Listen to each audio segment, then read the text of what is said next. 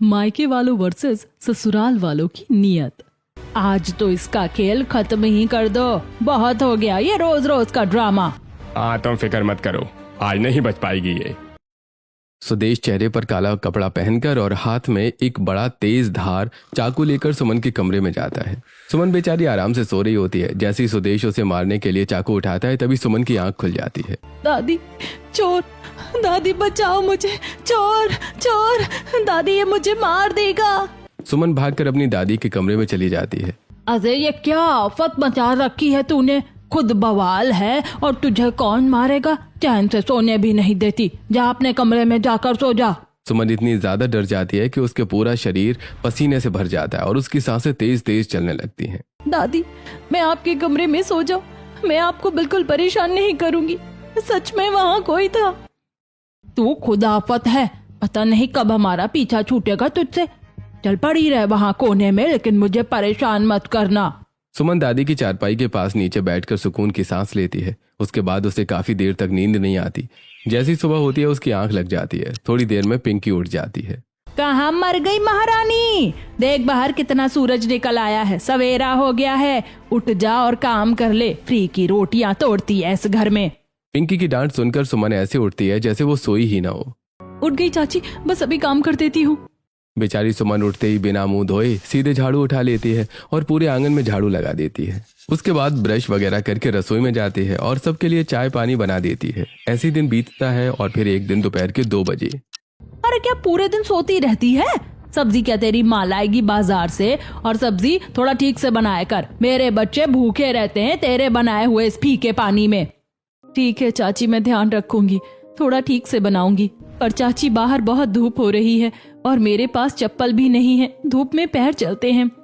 और तेरी वजह से हमारा पूरा जीवन जला हुआ है, उसका क्या? कोई चप्पल नहीं मिलेगी तुझे यहाँ, ऐसे ही जा बाजार और जल्दी जाओ, मुझे भूख लग रही है। तू तो चाहती ही है कि हम भूखे मर जाएं और तू ही रह ले यहाँ सुकून से।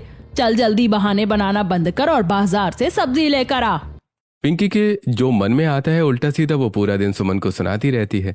उसके बाद भी वो जानबूझकर सुमन को दोपहर की तेज धूप में सब्जी लाने भेजती है। सुमन टूटी हुई चप्पल पहनकर जाती है, जिसकी वजह से उसे आने में और ज्यादा समय लग जाता है। क्या बाजार में ही रह गई थी? चल अब जल्दी से मेरे लिए चाय बना दे, मेरा सिर फटा जा रहा है।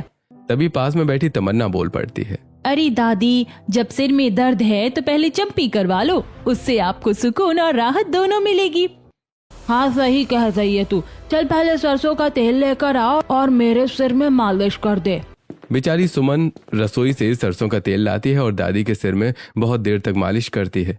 उसके हाथ भी दुखने लगते हैं, लेकिन दादी उसे रुकने नहीं देती। कुछ देर बाद, हाँ चल ठीक है, अब चाय बना ला। काम की ना काज की, दुश्मन अनाज की, छोटे छोटे काम में भी ऐसे जताती है जैसे पता नहीं कितना बड़ा तीर मार दिया हो। जा अब यहाँ से।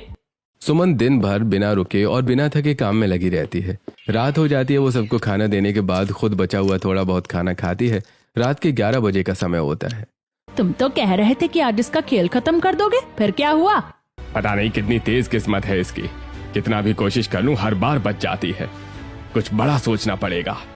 दोनों पति पत्नी हमेशा सुमन को मारने के पीछे पड़े रहते हैं और ऐसी बातें करते हुए सो जाते हैं।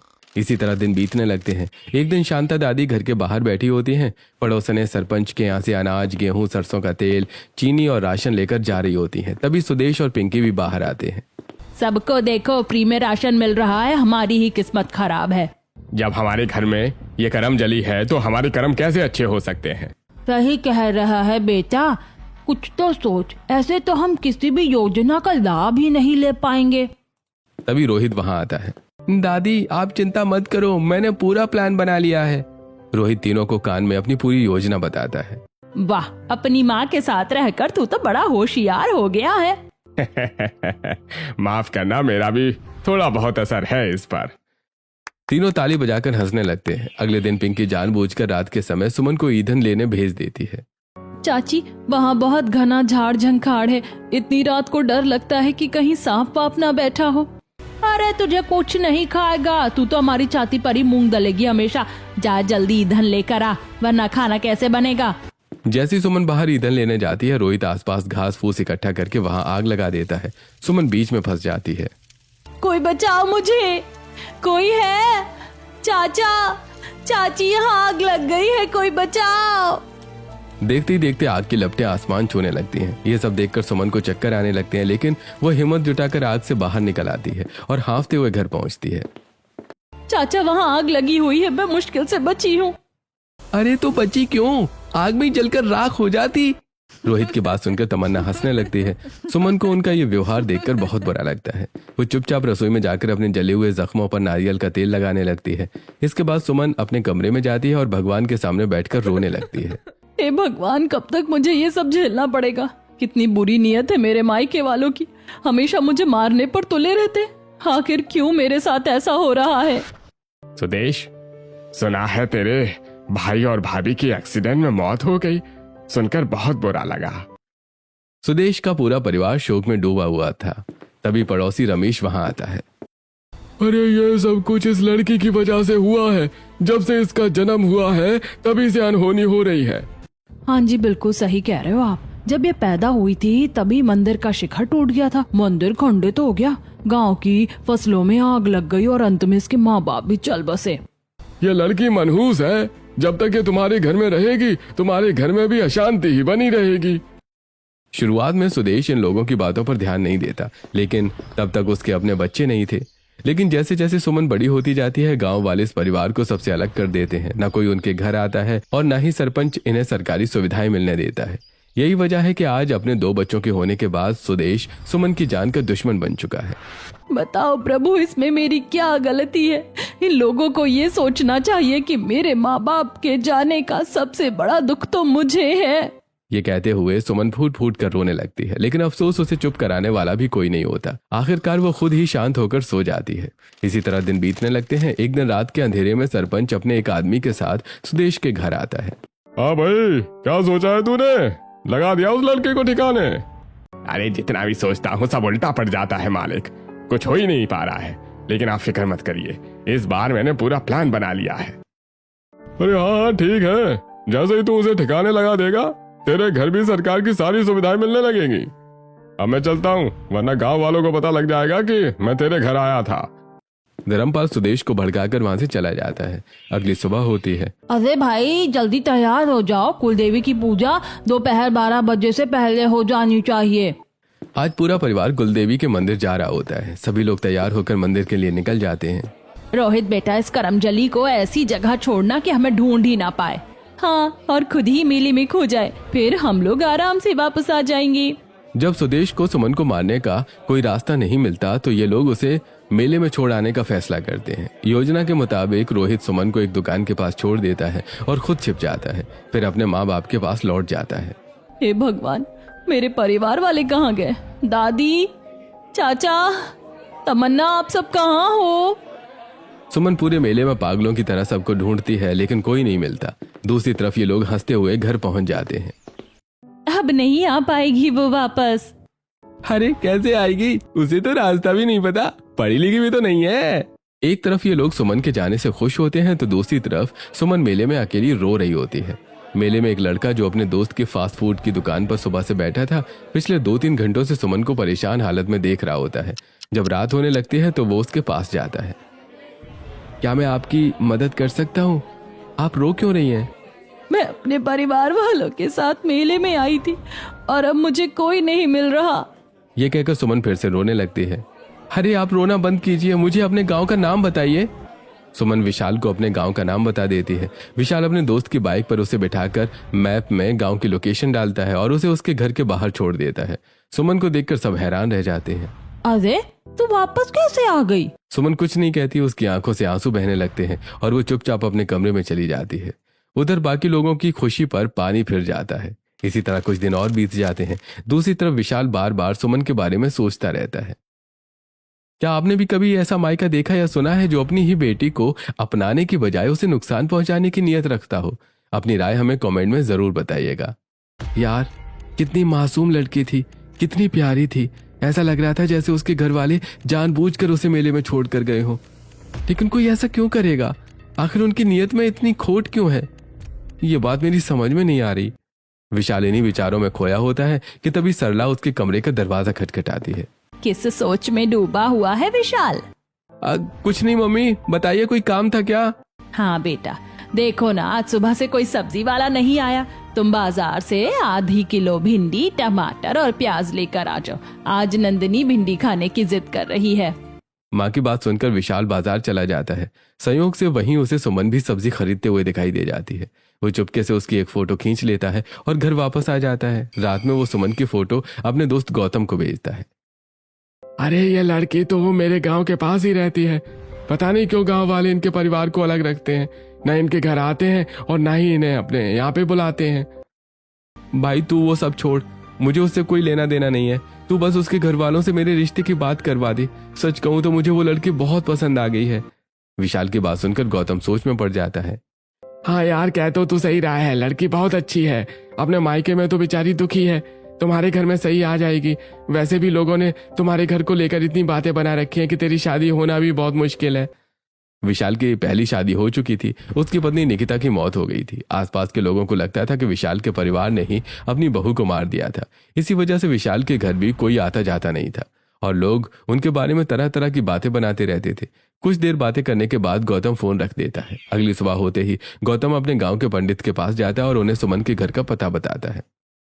पंडित जी, बस इस रिश्ते को हाँ करवा दीजिए, उसके बाद जो कहेंगे मैं दूंगा। अरे ठीक है बेटा, मेरा गांव ही यही है, बस तू शाम का इंतजार कर। गौतम की बात सुनकर पंडित सुमन के घर रिश्ता लेकर पहुंच जाते हैं और शांता दादी से सुमन के रिश्ते की बात करते हैं। पंडित के जाने के बाद शांता धीरे से पिंकी और सुदेश के पास जाती है। इसे मारने की तो तुम लोगों ने बहुत कोशिश कर ली, लेकिन ये मरी नहीं। अब देखो, घर चलकर रिश्ता आया। इससे अच्छा यही रहेगा कि इसकी शादी करके इसे यहाँ से दफा कर दें। हाँ माँ, ये बिल्कुल सही रहेगा। तीनों खुशी खुशी रिश्ते के लिए हाँ कर देते हैं। उधर जब ये बात विशाल को पता चलती है तो वो खुशी से पूरा नहीं समाता। पंडित की मदद से अगले ही हफ्ते शादी की तारीख भी तय हो जाती है।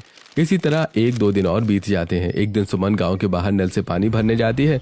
वहीं पड़ोसन पूनम और सोनिया उसे देखकर बातें करने लगती हैं। अरे पूनम बहन, सुना है इस लड़की का रिश्ता जिस घर में हुआ है उन लोगों ने अपनी बहू को मार दिया था। अरे यहाँ तो ये दुख झेल ही रही है, वहाँ भी इसे ऐसा ही ससुराल मिलेगा। इसके तो मायके और ससुराल वालों की नीयत एक जैसी है। पड़ोसनों की बातें सुनकर सुमन घबरा जाती है। हे भगवान, आप मेरे साथ क्या करने वाले हो?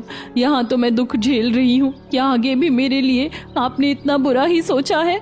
सुमन मनी मन परेशान रहने लगती है। ये चिंता उसे अंदर ही अंदर खाने लगती है। आखिरकार शादी का दिन आ जाता है और विशाल और सुमन की शादी हो जाती है। आज सुमन का गृह प्रवेश है। उसके ससुराल में सास सरला, ससुर राजेश और नंद नंदिनी है। दरवाजे पर खड़ी सुमन को देखकर राजेश आगे आते हैं। अरे बेटा, अंदर आओ, अपने शुभ कदम हमारे छोटे से घर में रखो। तुम्हारे आने से घर में बहुत रौनक आ गई है। भगवान हमारी खुशियों को किसी की नजर न लगे। राजेश की बात सुनकर सरला वहां आ जाती है। अरे ऐसे कैसे? आपको क्या याद नहीं? नई बहू का गृह प्रवेश भला कोई ऐसे करता है, इतना रूखा सूखा? और फिर ये तो मेरे इकलौते बेटे की इकलौती बहू है, इसका स्वागत तो और भी ज्यादा अच्छा होना चाहिए। अब हटो आप यहाँ से, पहले स्वागत तो करने दो। सरला पूजा घर से फूल लेकर आती है। वो कलश में रखकर बड़े प्यार से सुमन का गृह प्रवेश करती है। नंदनी बेटा, अपनी भाभी को कमरे तक छोड़ कर आओ, शादी की थकान होगी, जाकर थोड़ा आराम कर लेंगी।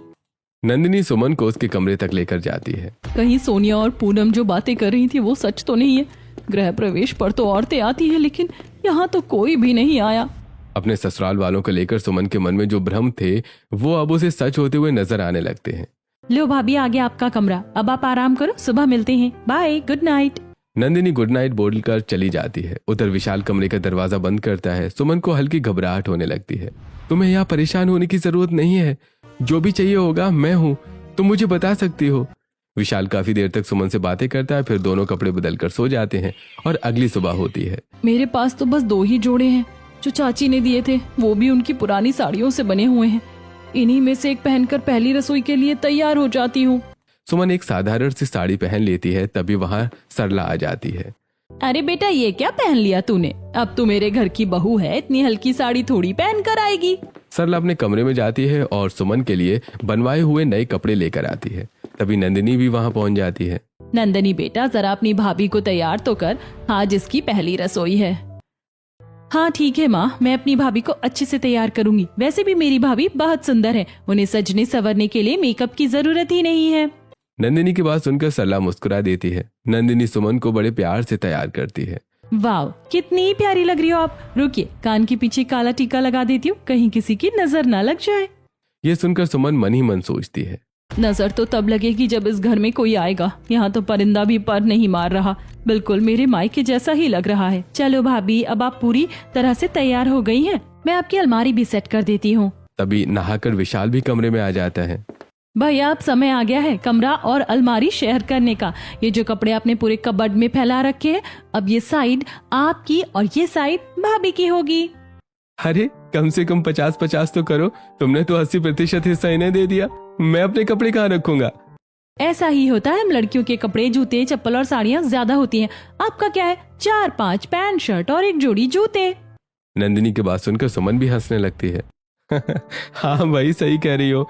जब हम लड़के अपने सारे पैसे तुम लड़कियों की शॉपिंग में खर्च कर देते हैं तो अपने लिए कुछ बचता ही नहीं है। अच्छा बाबा, अब आप दोनों बातें करो, मैं अपने कमरे में जा रही हूँ। और हाँ भाभी, जल्दी से रसोई में आ जाना, आपके हाथ का खाना खाने का मन कर रहा है। इतना कहकर नंदिनी वहां से चली जाती है। सच में बहुत प्यारी लग रही हो तुम, हमेशा ऐसे ही रहा करो। विशाल की बात सुनकर सुमन शर्मा जाती है। थोड़ी देर बाद सुमन रसोई में पहुंचती है, जहां राजेश पहले से ही नाश्ते का इंतजार कर रहे होते हैं। अरे सुमन बेटा, तुमने तो आते ही हमें नाश्ते के लिए वेट करा दिया। पापा जी, बस थोड़ा सा समय दे दीजिए, मैं अभी बनाती हूँ। अरे बेटा, तुम्हारे पापा को मजाक करने की आदत है। आज पहली रसोई है, थोड़ा तो समय लगेगा ही। चलो मैं तुम्हारी मदद कर देती हूँ। नहीं मम्मी जी, मुझे आता है खाना बनाना, मैं बना लूंगी, आप परेशान मत होइए। वैसे भी बहुत गर्मी हो रही है। नहीं बेटा, परेशानी की क्या बात है, तेरे आने से पहले भी तो सब करती ही थी। चल आज दोनों मिलकर बनाएंगे। सरला और सुमन रसोई में खाना बनाने लगती हैं। इधर सुमन के मन में अभी भी लोगों की कही हुई बातें घूम रही होती हैं। अरे ये चाकू तो बिल्कुल नहीं चल रहा, मैं दूसरा चाकू लेकर आती हूँ। सुमन फ्रिज से सब्जियां निकाल रही होती है, तभी सरला उसके पीछे चाकू लेकर खड़ी हो जाती है। जैसे ही सुमन मुड़ती है वो घबरा जाती है। अरे क्या हुआ बेटा, ये तो सब्जी काटने के लिए लाई हूँ। हालांकि ससुराल वालों का व्यवहार सुमन के साथ बहुत अच्छा होता है, लेकिन लोगों की बातों की वजह से उसे हर पल ऐसा लगता है कि शायद ये लोग उसे मार देंगे। भाभी, मुझे मीठे में खीर पसंद है, खीर जरूर बनाना। सरला और सुमन मिलकर खाना बनाती हैं। बाद में सभी लोग खाना खाते हैं। सच में बहुत अच्छा खाना बनाया है। ये लो बेटा, तुम्हारी पहली रसोई का नेक। राजेश सुमन को 1100 रुपए देते हैं। और ये मेरी तरफ से हमारे खानदान के कंगन हैं, इन्हें हमेशा पहन के रखना। ये मेरी सास ने मुझे दिए थे और मैं तुम्हें दे रही हूँ, और तुम अपनी बहू को देना। सरला की बात सुनकर सब लोग हंसने लगते हैं। सरला सुमन को अपने खानदानी कंगन दे देती है। इसी तरह सुमन की पहली रसोई की रस्म पूरी हो जाती है।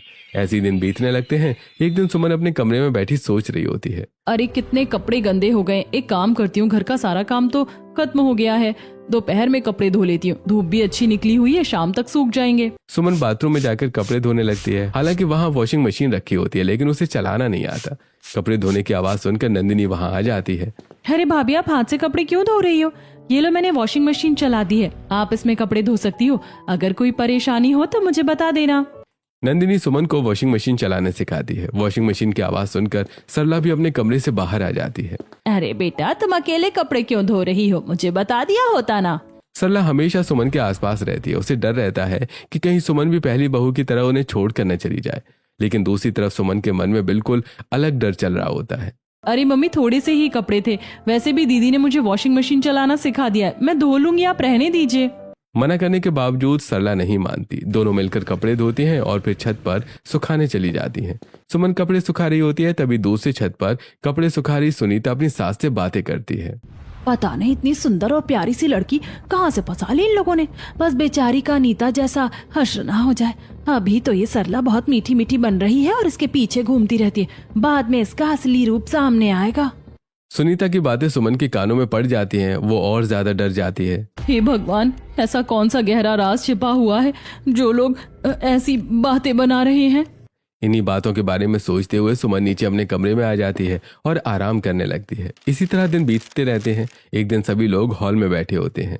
अरे भैया, आप कितने बेकार हो, जब से शादी हुई है हमेशा काम में बिजी रहते हो। कभी भाभी से ये भी नहीं पूछा कि उन्हें शॉपिंग पर जाना है या नहीं, या बाहर घूमने का मन है या नहीं। अरे भाई, तुम्हारे होते हुए मुझे इतनी टेंशन लेने की जरूरत नहीं है। शॉपिंग क्वीन हो तुम। अपने लिए इतना सामान लाती हो तो भला अपनी भाभी को कैसे भूलोगे। और रही बात बाहर घूमने या खाने पीने की, तो पापा रोज इसके लिए बर्गर, मोमोज और चाउमीन लेकर आते हैं। मैं रोज देखता हूँ। हाँ सही कह रहे हो आप। बाहर का खाना खाकर देखो मैं कैसे फूलती जा रही हूँ। सुमन की बात सुनकर सभी लोग हंसने लगते हैं। बेटा वो सब तो ठीक है, लेकिन ये दिन होते ही हैं घूमने फिरने के। फिर बच्चे हो जाते हैं और जिम्मेदारियां बढ़ जाती हैं। उसके बाद घर से निकलना मुश्किल हो जाता है। तुम एक काम करो, अपने मायके हो आओ। तुम्हें भी तो उनकी याद आती होगी। मायके का नाम सुनते ही सुमन घबरा जाती है। नहीं, मैं यही ठीक हूँ, कोई बात नहीं। इनका समय नहीं है तो क्यों परेशान करना। चलो फिर ठीक है, मायके नहीं जाना आपको तो हम बाहर जाने का प्लान बनाते हैं। पहले शॉपिंग करेंगे और फिर बाहर से ही डिनर करके आएंगे। और भैया अगले हफ्ते आप भाभी को कहीं घुमाने भी ले जाना।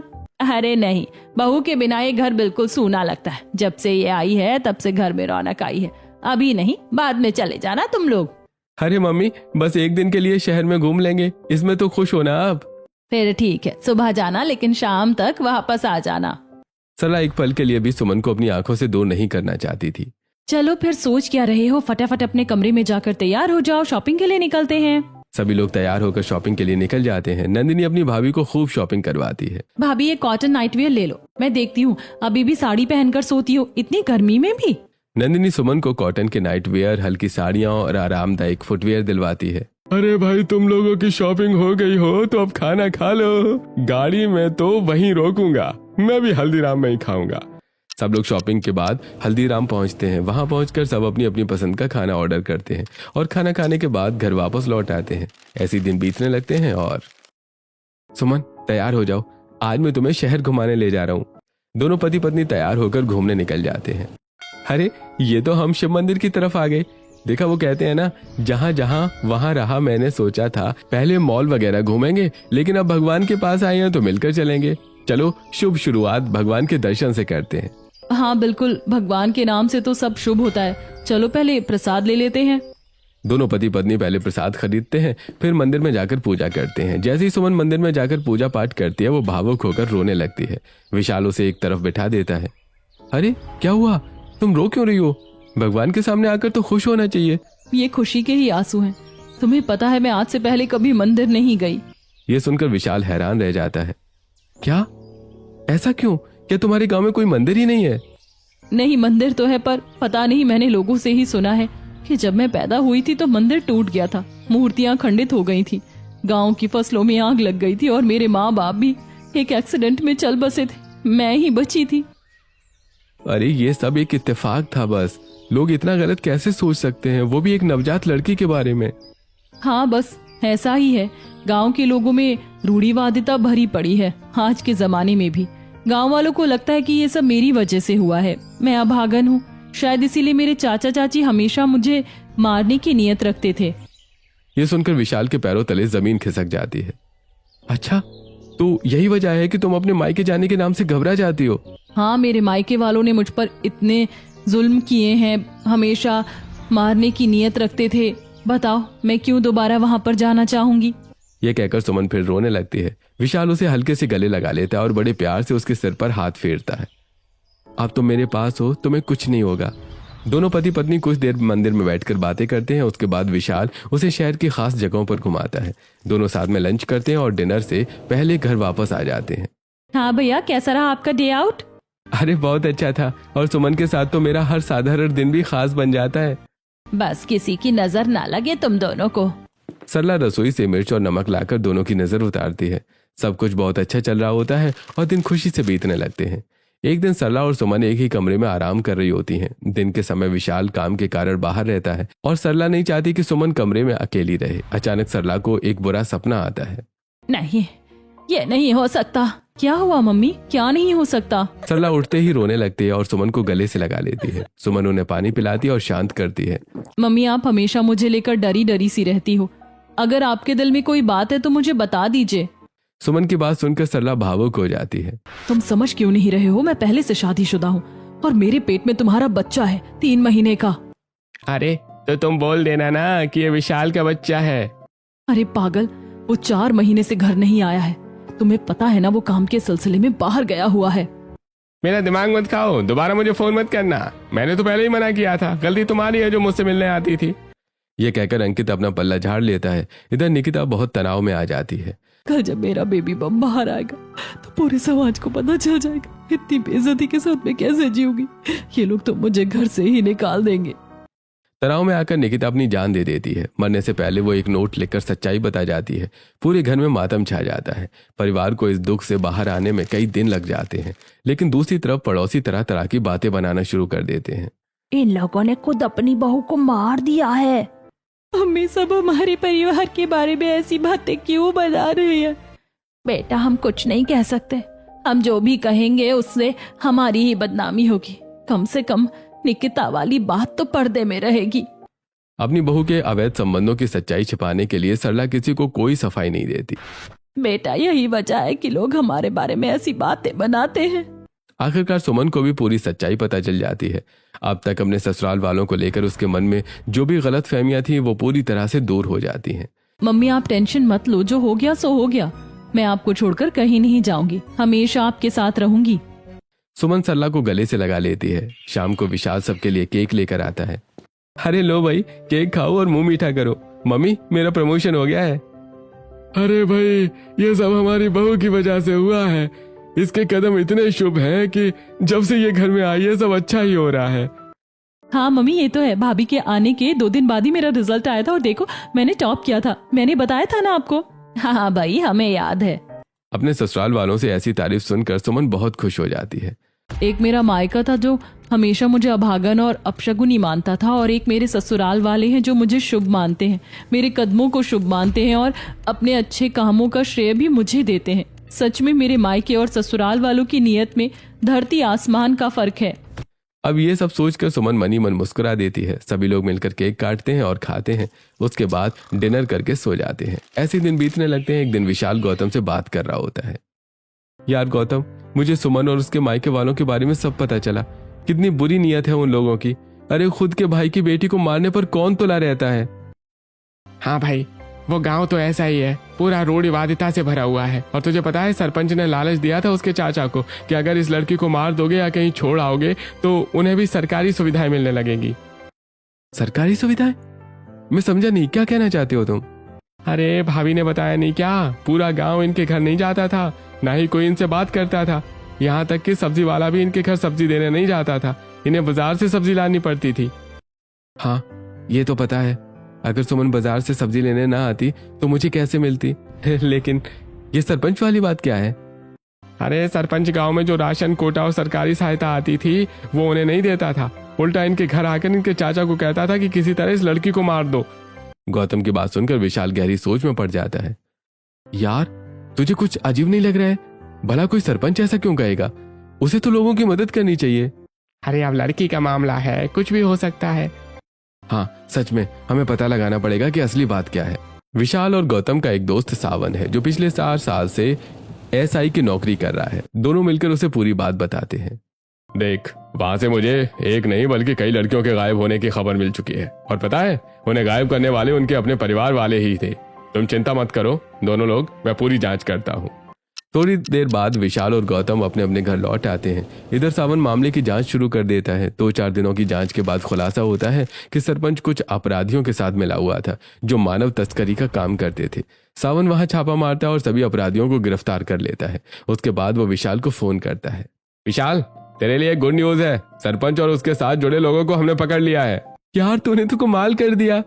अरे भाई, ये सरपंच गांव के सीधे साधे लोगों को भड़काता था, उन्हें अपनी बेटियों को मारने या घर से निकालने के लिए मजबूर करता था। बाद में अपने आदमियों से उन लड़कियों को उठवाकर बेच देता था। यही उसका धंधा था। सावन की बात सुनकर विशाल सन्न रह जाता है। वो भगवान का शुक्रिया अदा करता है कि उसने समय रहते सुमन से शादी कर ली। दोनों दोस्त कुछ देर और बात करते हैं और फिर फोन रख देते हैं। विशाल घर पहुंचते ही सुमन को गले से लगा लेता है। क्या हुआ? आज इतना प्यार कैसे आ रहा है? विशाल सुमन को सारी बात बता देता है। धन्यवाद भगवान जी, आपने सावन को फरिश्ता बनाकर उस गांव में भेजा और ना जाने कितनी निर्दोष लड़कियों को उस हत्यारे सरपंच का शिकार होने से बचा लिया। इस तरह विशाल को सुमन के बारे में अपने सभी सवालों के जवाब मिल जाते हैं। दूसरी तरफ सुमन को भी अपने जीवन से जुड़े सारे भ्रम और रहस्यों की सच्चाई पता चल जाती है। अब दोनों परिवारों के बीच का अंतर भी उसके सामने साफ हो चुका था। इसके बाद विशाल, सुमन और उनका पूरा परिवार खुशी खुशी रहने लगता है। दोस्तों, आज दुनिया बहुत आगे बढ़ चुकी है, लेकिन कुछ जगहों पर लोग अब भी अंधविश्वास और रूढ़िवादी सोच में फंसे हुए हैं। आपके अनुसार ऐसी सोच को कैसे बदला जा सकता है? कमेंट करके हमें जरूर बताइए।